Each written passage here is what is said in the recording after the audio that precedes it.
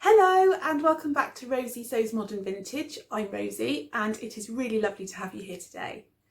What I wanted to show you on this video is some of the sewing tools that I use, whether it's when I'm planning my next project or storing patterns, or what I use while I'm producing my clothes, and all of the things that I think are really useful.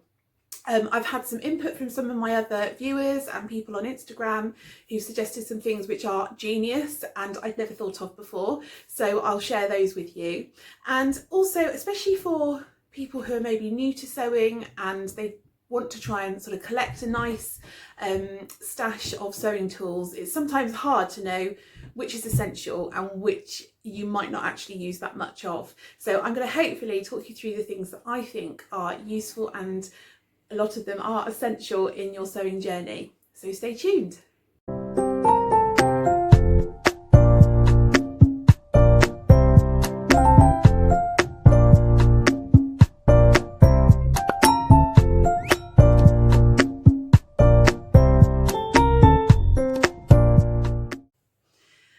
Right, so I'm going to go through my list. I've got a list down here, so I'm sorry if I look away from the camera, but I really didn't want to forget anything because I have had a couple of really lovely gifts from some sewing companies.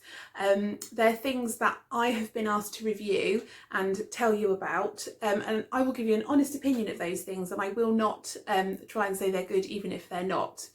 So let's get started. Now, the first thing that is always essential when you are starting out on a sewing journey, and that is to organise and to plan your projects. So before you even start getting the sewing machine out or cutting out your fabric, you need to have something that you can use to plan your projects, and also to hold all of your lovely patterns that you buy. So the first thing I wanted to talk about is a journal or some kind of notebook. Now, I've used two different methods. The first one is a bullet journal, and I'll just show you mine here. I'll show you the front page because the rest is not quite as pretty as this. So I do quite a lot of bullet journaling, and as you can see, there's like little dots here, and that means that you can use those dots to follow as a line if you're writing something or drawing some straight lines, but also you've still got the flexibility to be able to do drawing. I have done a spring summer one of these, but it's not very good, so I'm not going to show you that. So that's normally, up until recently, what I was using for all of my recording of like projects that I wanted to start, what I thought of them once I'd finished them, and all that kind of thing. But then a company called Pattern Trace, who I will link in the comments box below, sent to me one of these beautiful journals. Now, they do one for sewing, and I think they also do one for knitting. And inside, I'll show you a blank page. There's all of this to help you make your notes and plan your project. So we've got here the actual name of the pattern, the date that you made it, your body measurements. Now, I find these two are quite useful boxes because I'm forever on a diet, so my body shape does change a lot. So by writing in my measurements and when I made the garment, and then knowing what pattern size I used, it really helps then to decide whether I need to size up or size down for my next one if I ever make it again. And then it just has notes and pattern modifications. So perhaps if you're going to lengthen, for instance with this dress, which you might have seen on my Instagram by the time this video goes up. It's an absolutely lovely dress, really super simple to make. It's the Blitz dress by Sew La Di Da, and I don't know whether I can move the camera enough. There we go. So you can see here that there's like gathering under the bust. So I had to extend this part of the dress by 1 inch, just so that it sort of sat under the bust rather than on it. So you can write down all your modifications like that. And then on the next page, you get to give your verdict, what you would do differently next time, or if perhaps you wouldn't even make it next time, and also a fabric swatch. And I really love that little addition. I'll show you one of my completed pages, if I can find it. There we are. So this was my much raved about Bonnie dress, which I absolutely loved making. So I put my measurements, the date the pattern that I was using, and then also the things that I did. So I did quite a lot of lengthening of parts of the pattern. And then as you can see here, I was able to put a little fabric swatch, and then underneath I've got all like the composition and the care instructions. And that is actually a really nice thing, that I got this fabric from Felicity Fabrics, and they do a really nice swatch service that it comes in like a little card and everything. It's really pretty, with all of the care instructions on the back. So yeah, so that's the journal, which I think is absolutely fantastic. Oh, I've got the cover muddled here. And you can get that on the Pattern Trace website. As I said, I'll link it down below. There's also a discount code, which I'm going to put along here because I can't remember what it is off the top of my head. And so you can go and have a look at their site. I've got a few other bits to show you from them as the video goes on, and maybe grab yourself a bargain. So that's the actually recording what you want to do, the plans that you've got, etc, etc. The next thing is, of course, storage. Now, no, before storage, actually getting the pattern. Now, I've got a few of my patterns here. So as an example, I purchased the Romy pattern in paper format. I've got a lovely envelope for it with all the beautiful illustrations, and it sits really nicely in my storage box. However, if you purchase a PDF, of course, you don't get the lovely envelope and all of the bits of paper. So you have to get it printed yourself. Now, I have often done this on my A4 printer because it's immediate. You can purchase the pattern, you don't have to wait for it to be delivered, it's right there, and then you can print it off on your standard A4 printer. When the number of pages get to like 50, and I've spent half an hour in the living room going with the sellotape to stick them all together, my poor husband does start to get a little bit worn out from the noise. And also, it is a lot of time. It takes me a long time to stick those together. Plus, another problem that I encountered just last week is that I printed off a sewing pattern. It was actually the Jennifer Lauren handmade gable top. And I did not test. You get like a little test square that you're supposed to measure once you've printed it off. And I didn't check the measurements of it, and it turned out it was actually printed far too big. But the solution is to source a PDF printing company. Now, I recently was offered a free sample of their service from Net Printers, and I have to say it was fantastic. So I'm just going to find the pattern that they printed off for me.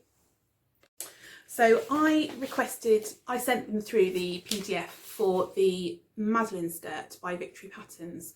I've not actually made it yet, but it came really quickly. All of the instructions were printed onto good quality white paper. It's got quite a heavy weight, so it means it's not the cheapest paper that you would normally probably use on your own printer at home, or I do anyway. And then also we have the A1 printed pattern. And it was just so easy and worked out about the same price as buying the pattern in paper format. But the brilliant part about it all is that now if I change size, or if I decide that I want to sew a different size of the pattern, instead of having to trace it all off again, I can quite happily just print any time that I want a new version of the pattern. So I feel like it's the best of both worlds. You've got a ready printed one there that's delivered from Net Printers, but then you've also got the PDF file should you ever want to print off a different size. So I'm really pleased and excited to have discovered that service, and I will definitely be doing it again in the future because I do like the idea of being able to cut out the pattern and not worry about tracing it off, because that can sometimes be a little bit long-winded if it's a big project. So that is the PDF printing service that I wanted to talk about, and now I want to go over to storage. Now, again, the lovely Pattern Trace company sent me these envelopes. Now, they just look like a normal A4 envelope, so I expect you're thinking, why on earth would I buy these rather than just buy A4 envelopes? So I'm just going to show you the difference. So this is my A4 envelope, and it's wide, but it just has the crease there, so it's just got a normal amount of storage that you would get in an A4 envelope. When it comes to the pattern trace envelope, we have got like a little concertina bit here. So I've got absolutely tons of stuff inside my Bonnie dress printout, and it all fits in there, and there's absolutely loads of room to spare. I also really love the boxes on the front, so the artwork, I did a very poor version of drawing of this dress, but it's just for my own reference. You can obviously title it, and then you can also put notes on there that you want to remember for next time. So for instance, I did trace off a version of this dress, and I did some adjustments to it. So I've I've got lots of different sizes of the same pattern in here, and I can make notes on there to say what the different versions are, and I'll never forget, because I don't know about you, when I make a project I think, oh, I'll remember that I made it this size and I did this tweak to it and that tweak to it, and I never do. So it's quite nice to have it actually on the pattern. Right, let me just pop that back. Where are my notes? Yes, now storage. Storage of paper patterns and PDF patterns is like an ongoing sort of palaver, really, because as your collection grows, your storage needs to grow.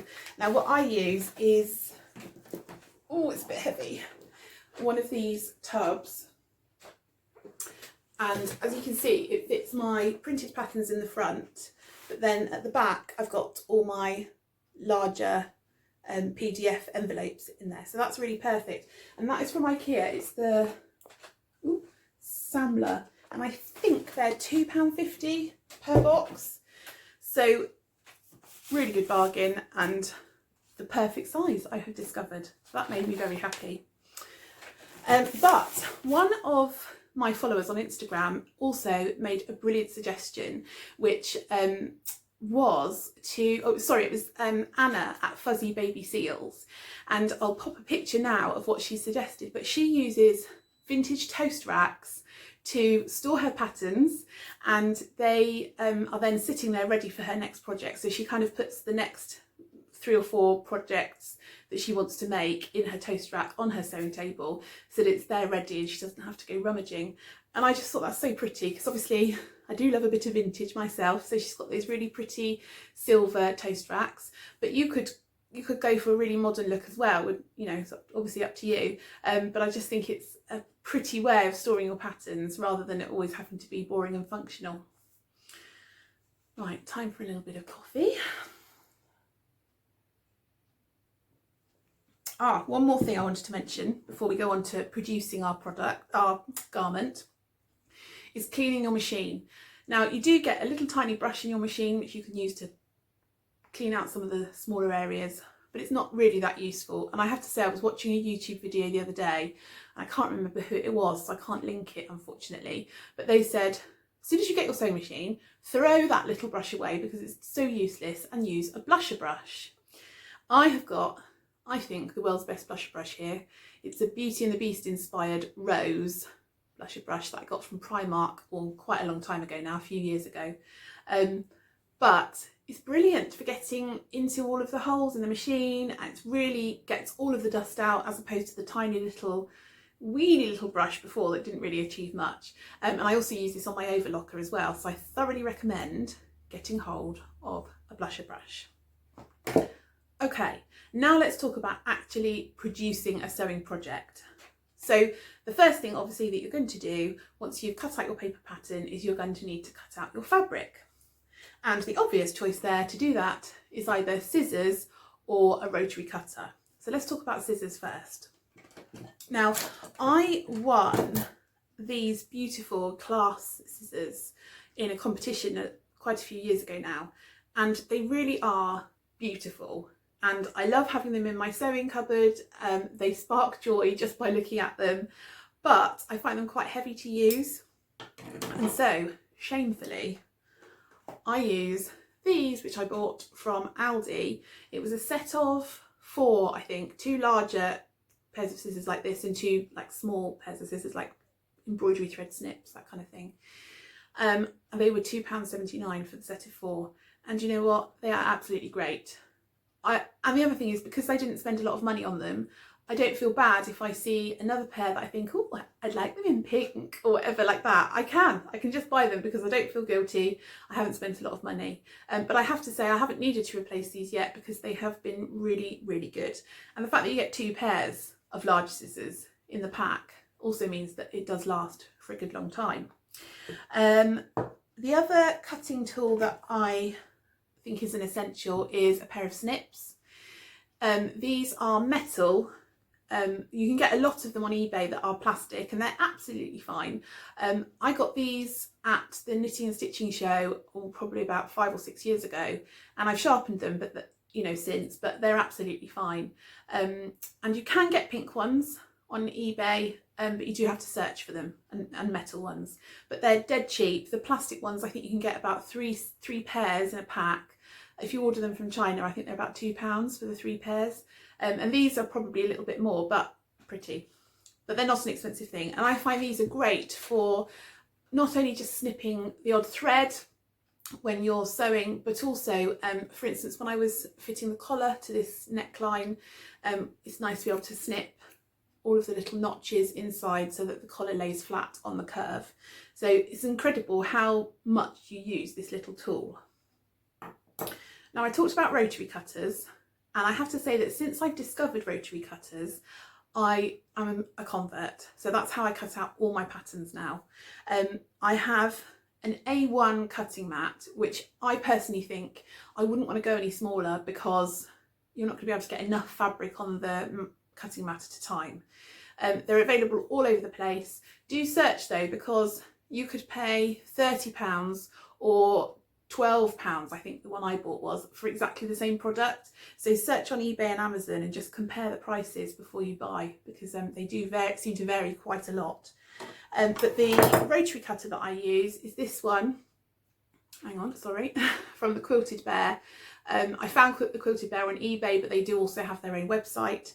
And it's quite nice because a lot of them have a cover. The sort of blade slides out of the cover, but this one is the actual cover that slides down. So I quite like that. And I think it cost £4, and it came with an extra blade as well, so it was a really good price. And I thought it was quite a nice colour too. So yeah, I was happy with that purchase. And of course, if you're using the rotary cutter and blade and cutting mat, you need pattern weights. Now, I've been through quite a lot of pattern weights. I've got little bean bags that look like chickens that my auntie made me a long time ago, which I really love. I also started to make some vintage cotton reels into pattern weights and put like the really big plumbers, washer, stuck that to the bottom, and it was okay, but they kept falling apart. It wasn't as nice as I thought it would be. Until I came across the company that is called Pattern Weights, and they produce these flat weights. Now there's 3 different sizes that you can have. This is the large size, this is the medium size, and this is the small size. You get 6 of the small or 4 of the medium or large.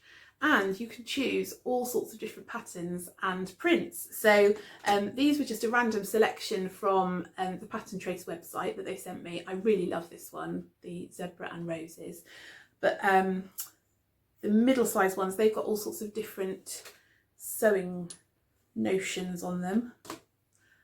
Tape measure there. But on the back, they all have my logo. Isn't that cute? So I put a link below for Pattern Weights website. They have also very generously offered a discount code, so I'll pop that along here and also at the bottom for you to go and see them. I can't rave about these pattern weights enough actually, because they just come so beautifully presented. So that's the box that they come in.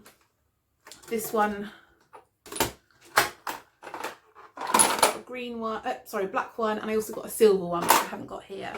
And then they have like a sleeve over the top, which unfortunately I didn't keep, which also had my logo on.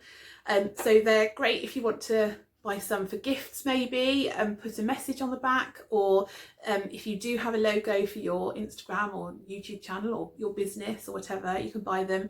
But I absolutely love them. I think they're brilliant, and I don't think I'll ever use anything else now, because the other thing that I love is that with my chicken pattern weights, my little beanbag pattern weights, they're big, they're in a big bag that takes up a lot of space in my sewing cupboard, whereas I've got 14 pattern weights here, and look, that's all the space they take up. It's fantastic. And if you're like me and you don't have a dedicated sewing room and everything's sort of stored in cupboards in the house, then that really does make a big difference. Right, I'll just put those away. Okay, so the next thing that I wanted to talk about is actually marking on the fabric. So if you're wanting to do marks some places for a bust dart, or maybe you're adding a little bit of extra to the size of the pattern. So yeah, marking tools are really useful and something that every sewist should have, in my opinion. Now, this is chalk, and this sort of style of marking tool has been around for a very long time. When I used to sew with my grandma back in the 80s, she had these, and she'd probably had them for a good 10 years before that. So they have been around a long time, but they're very efficient. So you've got the pointed end, so you can draw lines and make whatever marks you need. The only problem with them is that they can break, but you know, they're cheap, so you can't expect too much more. This one was the one I moved up to next, which is filled with chalk dust, and then you have a little rotary on here which lets out the chalk dust as it goes, so it kind of draws a line as you work your way along the fabric. I do like it, I do think it's good, but the line isn't always consistent, and actually I end up often filling it back in with that. So I'm a bit torn as to whether to say that's an essential. I really think that would be more essential than that. However, I had another lovely Instagram follower, Stitch Create Love, recommend the friction pen. This is what they are like. They're from Pilot, and they're marketed as an erasable pen because you have this sort of rubber thing at the top which you can use to erase out the pen mark. However, they also disappear with heat. So you can make whatever marks you like, and once you iron your garment at the end or in the middle or whatever, the mark will disappear. And I have tested it on this dress and it absolutely worked. And now I'm a complete convert. There is a price difference between these two tools, so obviously it depends on your budget. I think they both have their place, really. Sometimes this would be much better to use than this. However, I don't think I'm ever going to be able to live without this in my sewing box anymore. Love it. So thank you very much for that recommendation. Right, what have I got to tell you about next? Ah, yes, a hem gauge. Now, I was only introduced to a hem gauge, sort of saw the benefit of it when I was watching the free tutorial on Sew Over It Stitch School lesson, and I was watching the tutorial on how to create the concealed button placket on the Bonnie dress, and they used one of these gauges. Now, I've had it in my cupboard for a really long time and just sort of never used it, but it was so brilliant. So the lady was saying, you know, you need to fold 1 inch over, and sometimes that can be hard when you're using a tape measure, but you've got this marker which moves up and down, so I just marked to 1 inch, and then you can just move it along and really easily mark your 1 inch, whether this was to turn the button placket over, but you could do it for a hem, whatever you wanted to. They're really cheap. I actually got this in a charity shop, but you can get them all over the place online and things, and they're not very much money. And I find that now I know what it does, I actually really find it really, really useful. The other thing that I really like when it comes to measuring is to have a long ruler. So for instance, when you're maybe cutting, say you were cutting a blouse and you wanted to do the bust as a size 14 and then the waist as a size 12, you would need to grade the line of the pattern. So instead of cutting along the 14 line all the way down, you would need to grade between the 14 at the bust and the 12 at the waist. And that's when a ruler comes in really handy. handy. Now this one is from Hobbycraft, and I think this was about £4, and it is 18 inches long. It doesn't have any centimetre markings. WH Smiths do a 50 centimetre one, which has inches and centimetres on it, and I think that's about the same price, £4 or £5. So either one is brilliant, and I find it extremely useful tool when sewing. And the last thing that I wanted to talk about is something that's really essential, and most people probably know this, but I just wanted to underscore how important it is, and that is an iron and an ironing board. It's really easy to sort of think about all of the actual sewing tools, but actually ironing your garment every time you sew a seam, every time you do a dart, is so important and really does add to the neatness and the professional look at the end, to take it from being homemade to handmade. So that is something that I cannot talk highly enough of. Now, if you sort of don't have a lot of space in your sewing area and you can't get your ironing board up in that space, then you can often get little tabletop ironing boards which are about this long, and they're just perfect for doing your seams or your darts, whatever.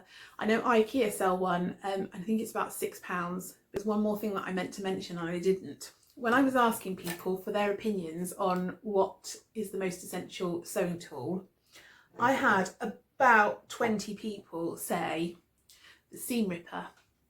And I have to agree, it really is very useful. So I just wanted to show you that these can come in lots of different sizes. So we've got this one, which is quite enormous. And then we've got this one, which, when you compare, is quite a lot smaller. So I actually find it quite useful to have two different sizes. These are, again, dead cheap. This size normally comes with your sewing machine toolkit. But anyway, they're available in lots of different places, online, Hobbycraft, most sewing shops would have them, and they will be your most used tool. And in fact, there's a poster that I'm going to put up here now, which I really want to buy, and you'll see why. The final thing that I wanted to talk about before I finish is labels. Labels are not essential in any way, shape or form, but I think they are a really lovely way of finishing off your garment. So I have these that were produced by a lovely lady called Label Care UK, and it's just ribbon that's printed off on a roll with my logo on, but then you cut on the line, and then that's your label that you can then sew into your garment. So those are really lovely, and I think they're £3.99 for 50, but there are some other alternatives. So I have got some from Kylie and the Machine. I bought these from Sewists, and they are really cute. This one says, "Yes, I made it," but there are lots of others, absolutely tons of them. So have a look online. If you just put in Kylie and the Machine, I'm sure you'll find loads of people selling them. And then these ones I was sent by the lovely Jane, Loopy Mabel's Closet, which say contains cat hair. Now, you probably need to choose who you give these to, because some people would be horrified if they thought there was cat hair in their garment, but they are quite funny, and I have used them when giving gifts and things to friends who don't mind cats, and they think that's quite funny. I've also been known to cut out tags from clothes that I've thrown away, so that I can, maybe if I'm using some Cath Kidston fabric, I can sew that in at the back. And also I've got these from a really long time ago, and I don't think they make them anymore, but By Hand London, when they used to sell their paper patterns, they would also sell these lovely woven tags. I don't know if you can get them anymore, so it may be worth popping onto the By Hand London website to have a look. So that's me done. I can't think of anything else that I can show you right now, but if anybody else has some really essential or nice to have ideas that they would like to mention, please feel free to put it in the comments below. Everybody, I'm sure, will be really interested to see what you have to say. And of course, if you've enjoyed this video, please give me a thumbs up and subscribe to my channel, and if possible also tick the notification bell, and then you will get a notification every time I post a video. So thank you ever so much for watching today. It's been really lovely to chat with you again, and I will see you soon. Happy sewing. Bye.